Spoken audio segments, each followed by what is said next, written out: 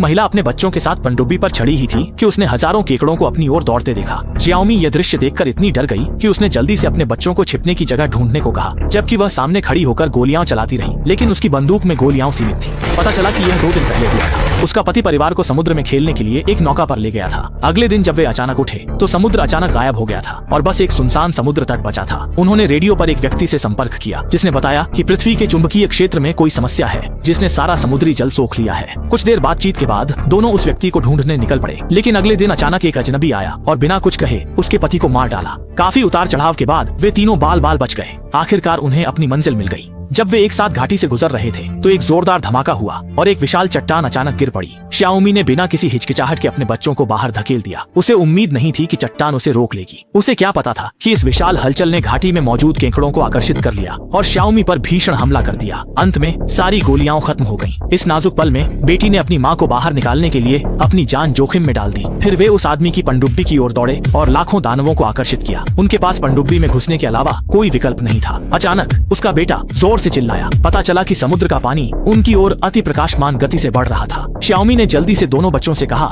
कि वे रुकने का मौका ढूंढें। अगले ही पल